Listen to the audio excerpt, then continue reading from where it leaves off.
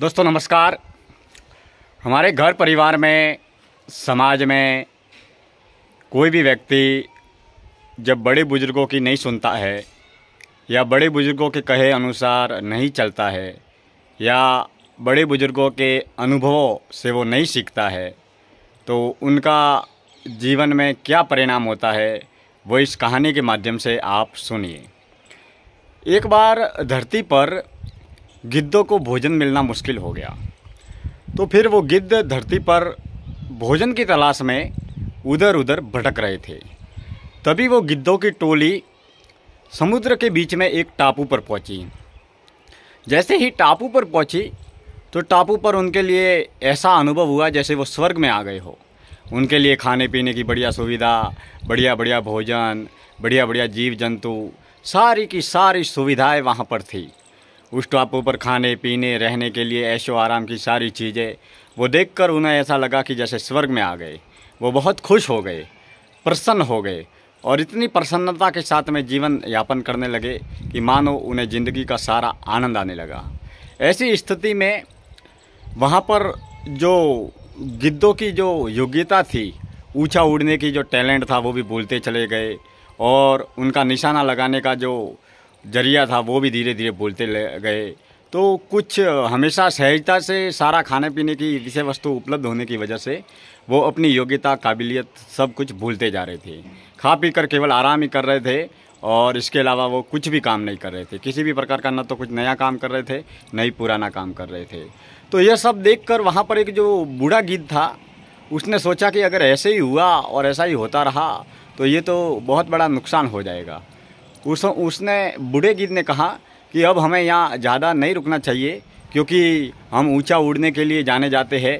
यहीं पर अगर आराम से हम खाएंगे पिएंगे तो बिल्कुल आराम करने लगेंगे, आलसी, कमज़ोर और कायर हो जाएंगे। हम हमारी जो जिस योग्यता, काबिलियत और कार्य क्षमता के लिए हम जाने जाते हैं वो सब कुछ हम भूल जाएंगे, क्योंकि हमारे में जो हमारा जो टैलेंट है, हमारी जो मेहनत है या जो ईश्वर ने हमको जो योग्यता दी है उसको हम भूल जाएंगे।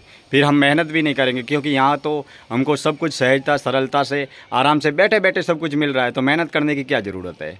जब उस बूढ़े गिद्ध ने ये बात कही तो जो दूसरों जो गिद्ध का झुंड था वो उनको हंसी आने लगी कि अजीब अजीब गिद्ध है ये, बुजुर्ग होकर भी इसको मतलब समझ नहीं है। यहाँ पर सब कुछ बिना आराम किए जब सारी चीज़ें मिल रही है तो दूसरी जगह जाकर मेहनत करने की, पसीना बहाने की और कोशिश करने की ज़रूरत ही क्या है। जब उस बूढ़े गिद्ध ने उस गिद्धों की टोली को समझाया तो वो नहीं समझे और नहीं आने को आतुर हुए। ऐसी स्थिति में वो बड़ा गिद्ध खुद फिर से वापस अपनी पुरानी जगह धरती पर आ गया और वहीं पर रहने लगा। धीरे धीरे समय गुजरता गया और कुछ साल हो गए। उसके बाद में उस बूढ़े गिद्ध को याद आई कि मैं तो यहाँ पर आ गया हूँ, लेकिन जो उस टापू पर जो गिद्धों का झुंड छोड़ कर आया था मेरे मित्रों और दोस्तों का, उसका क्या हाल है, कम से कम देख कर तो आऊँ। तो जो बूढ़ा गिद्ध है वो फिर एक बार उस दरिए के बीच में उस टापू पर आया और वहाँ पर देखा तो वहाँ पर सारे गिद्ध लहूलुहान पड़े थे। कोई घायल थे, कोई बेहोश थे, कुछ गिद्धों को खा लिया था। मतलब बहुत दयनीय स्थिति की अवस्था में वो जी रहे थे।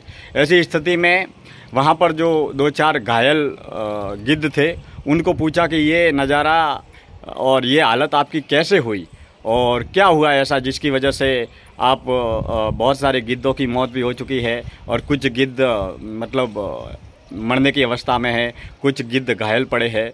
तो उस गिद्ध ने जो बताया, उसने कहा कि यहाँ पर एक जहाज़ आई और उस जहाज़ में खूंखार शेर थे और उस खूंखार शेर यहाँ पर रहने लगे। तो पहले तो उन खूंखार शेरों ने हमला नहीं किया, लेकिन उन्हें महसूस हुआ और उन्हें लगा कि ये गिद्ध आराम कर रहे हैं, आलसी हो गए हैं, ये अपने उड़ने की कार्य क्षमता भी भूल चुके हैं, ज़्यादा ऊंचे भी नहीं उड़ सकते हैं, नहीं दौड़ सकते हैं, नहीं मेहनत कर सकते हैं।